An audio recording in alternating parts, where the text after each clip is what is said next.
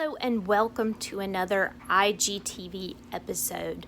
My name is Leah Courtney and I'm a homeschool mom of 4 and a blogger at aswewalkalongtheroad.com.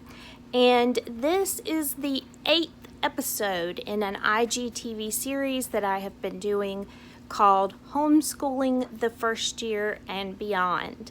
The episodes are filled with lots of great information for new or newer homeschooling moms. So if you haven't caught the first episodes in this series, go ahead and click on my profile and scroll down and you will be able to see all of the episodes. There's also a highlight button on my profile that has all of the episodes collected there for you to make them easy for you to find. So don't miss the other episodes in this series. A few weeks ago, I started talking about homeschooling methods, and I said there's so much information and so many different homeschooling methods that are popular that you might hear about. There's no way to cover that in one episode. So I gave an introduction of homeschooling methods. Then last week, I talked specifically about Charlotte Mason homeschooling and using unit studies. This week, I'm going to talk about 3 methods that I haven't used as much, but that are common that you may hear about when you're talking to other homeschoolers and they're like, oh yes, I homeschool, I'm this kind of homeschooler. So I want you to have an overview of understanding of what that means. And I'm trying to bring these different methods to you so you can kind of think about what fits your family. Which of these methods is a good fit for you? So the first one I want to talk about today is the textbook approach. Now, the textbook approach is exactly what it sounds like. It is teaching out of textbooks, very similar to the way that kids would be learning in a traditional school. When I first started homeschooling, this is the method that I was going to use. I had taught at a small Christian school before I had kids, and so my thinking about teaching and about education was thinking about that classroom. So I actually ordered the same materials. It's a Christian homeschool, a Christian publisher that has homeschool materials as well as school materials. So I ordered those same materials. We used textbooks and workbooks, and I discovered that it just didn't work for us. We needed something that was not a traditional textbook and that was not in a traditional format like regular school was. But I do know some families who have used textbooks very successfully. And a few companies that you might recognize as bigger names in textbooks. Abeka is a publisher that publishes this sort of textbook approach. You can buy a whole kit. It tells you what to do as the teacher. It has textbooks and workbooks for your kids.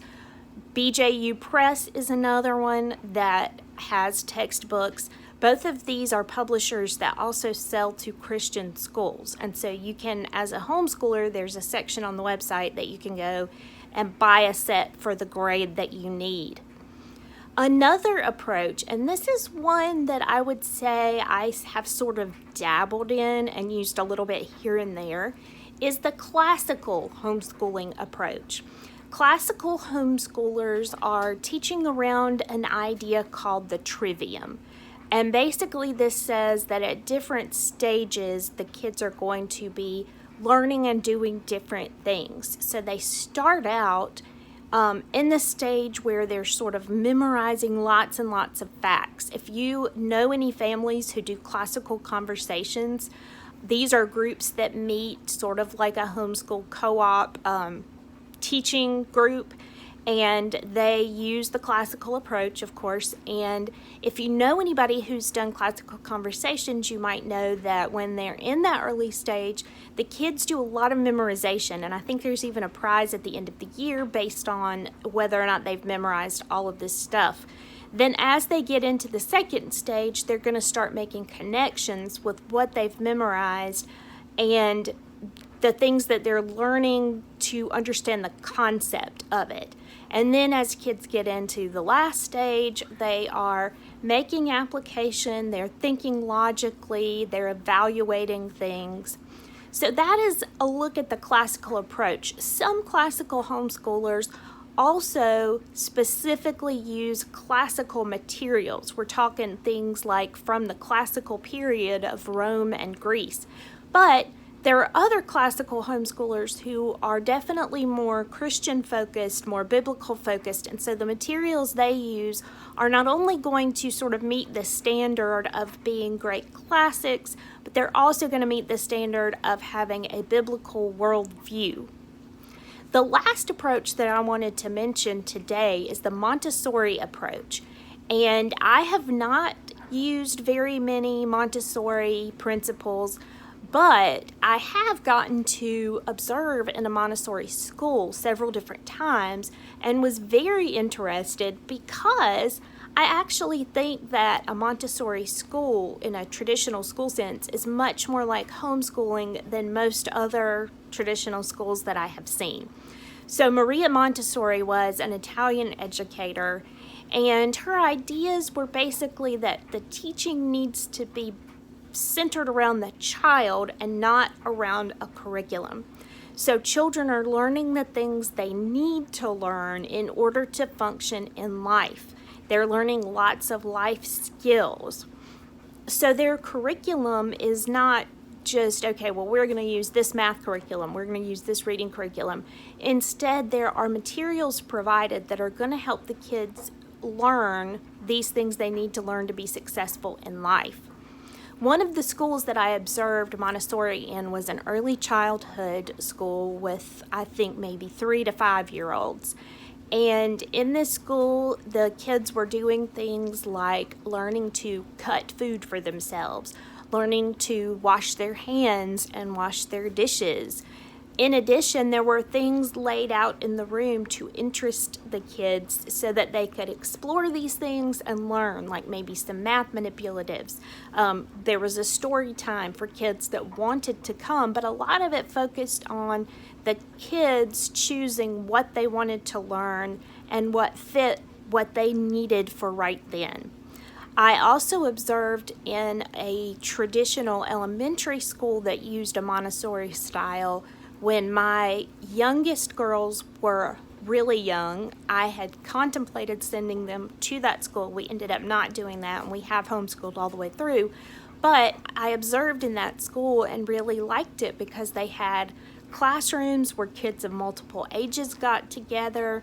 It was just a lot more life-focused and less curriculum-focused. So that is definitely an approach for you to check out if you are much more interested in child-led and life-focused learning. So those are the 3 methods that I wanted to mention today. And just sort of as a review of what I said in the introduction, the reason that I'm bringing all of these methods and mentioning all of them is not so that you can stress and be like, oh dear, well maybe I should be doing that one. Or, oh dear, I was doing this, but now maybe I should do this. That's not my goal. I don't want to make you more confused. What I want to do is give you options, because that's what homeschooling is all about. It's about having options and doing what works for our family. So you're going to choose a method not because your friend uses it and it's great and wonderful and she tells you how awesome it is, but you're going to choose a method because it's what fits with your family and how you teach and how your kids learn and how your family functions. So next week, I have 2 more methods that we will talk about, and then we'll wrap up the discussion of homeschooling methods and move on to some other topics in this series. Make sure, as I said, that you look through the highlight on my profile. It says IGTV series, and you can find all of these episodes. You can also find a link to a free book for you called So You Want to Be a Homeschooler. It's got a lot of great information in that ebook, and it's free for you if you're a new homeschooler, newer homeschooler. So make sure you click on that link in my highlights and look for that information as well. Thank you for watching, and I will be back with another episode next week.